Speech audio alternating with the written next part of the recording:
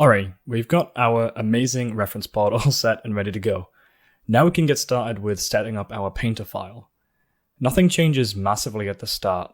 We're just going to go ahead and start importing our mesh and any additional texture files along with it. In this case, I've baked my maps in Marmoset Toolbag, so I'm also going to go ahead and include those.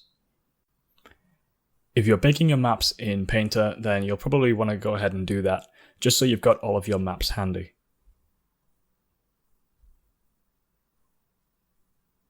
So here we have our asset, and I'll just quickly clear my layer stack and throw in a default fill layer so that we've got information filling all of our channels. With that said, I'm also going to ensure that I've got all of my channels filled that I need for this prop, so I'm just adding an ambient occlusion in, and that should be everything. From here, I'll be adjusting my display settings. Our chosen environment determines the HDRI that our asset is rendered in, so it has a huge impact on our lighting.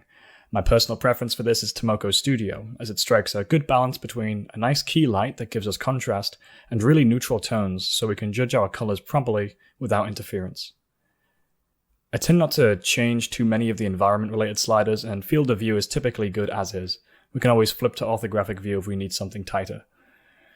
For post-processing, I like to have tone mapping on with a sensitimetric function, followed by some temporal anti-aliasing and a color profile of sRGBF. What this does is it mimics Unreal quite nicely, I've found, though there are alternatives such as using a custom color lookup table like Aces, which arguably does a much better job. Anyone that has gone from Painter to a game engine knows how differently the viewports are rendered, so I highly recommend doing one or the other so that your texturing is represented much more accurately. That wraps up the display settings. Anything else is pretty minor, though you can feel free to whack up the anisotropic filtering, for example, for crisper textures on harsh angles. Into shader settings, and all we need to do here is ensure our shader is appropriate for what we're texturing. So in this case, I don't require anything like translucency or alpha masking, so the default PBR Metal Rough shader works for us just fine. Nothing fancy is needed like parallax occlusion mapping or displacement of any kind, but this can be useful for visualizing any large form height changes you want to include.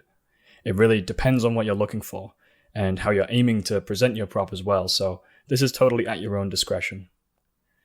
To texture set changes now, all we're doing is plugging in our maps into the appropriate slots. Nothing too crazy. If you've baked within Painter, this should of course all be done for you already.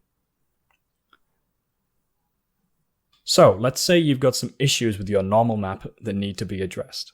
Now, first and foremost, you should always ensure you have a clean bake with no artifacts, misprojections, skewing, the list goes on. If you can, go back and amend it in your baking software of choice.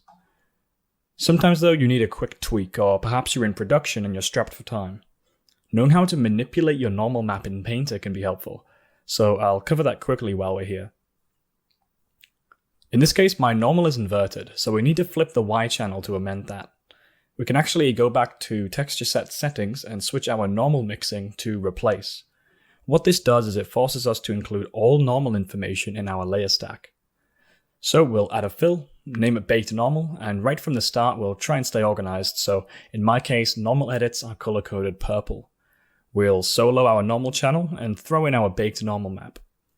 To flip our green channel, we just add a levels filter, set it to edit our normals, isolate our green channel for the y-axis, and then click invert.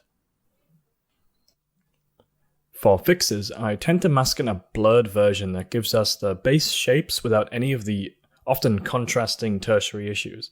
All this involves is duplicating our normal, setting our layer stack view mode appropriately, so we only adjust the blending mode for our normals, and then set our copy to replace. By adding a mask to this, followed by a paint sublayer into that mask, we're able to manually paint in areas that we want to fix.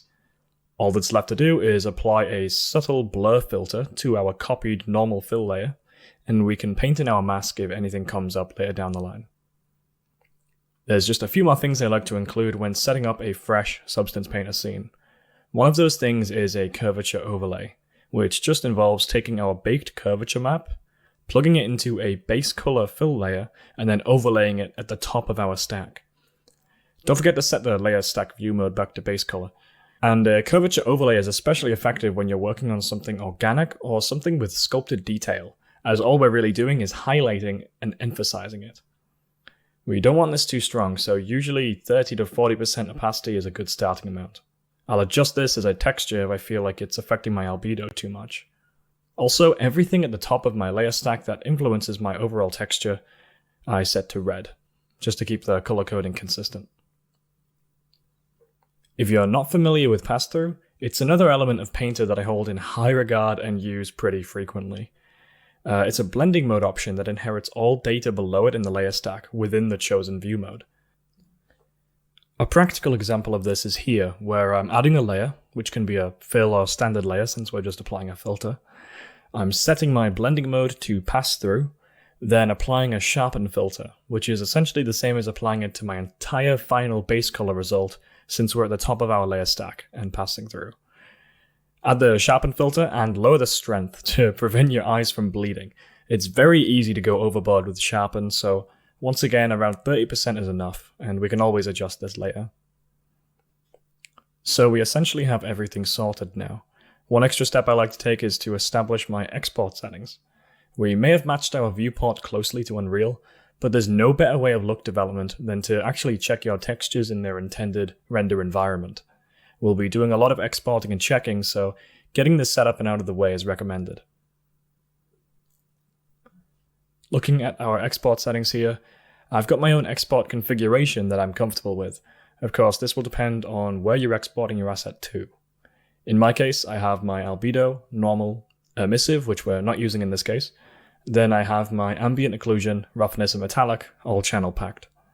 The name of my export is actually dependent on the name of my project, so I'll quickly save my project appropriately. Follow whatever convention you're used to. I'd generally recommend the prefix of T since that's pretty universal for texture files. You can have this, of course, in your Painter file name or just include it at the beginning of your configuration preset.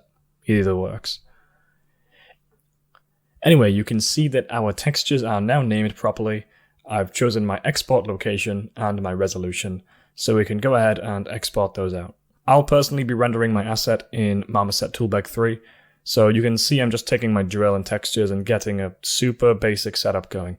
The important thing is that we have our maps plugged in and the material applied, so every time we export from Painter, we can quickly switch over and see the result. Quick and easy look dev is key. I'll save this project, and now we can move on to covering some base materials.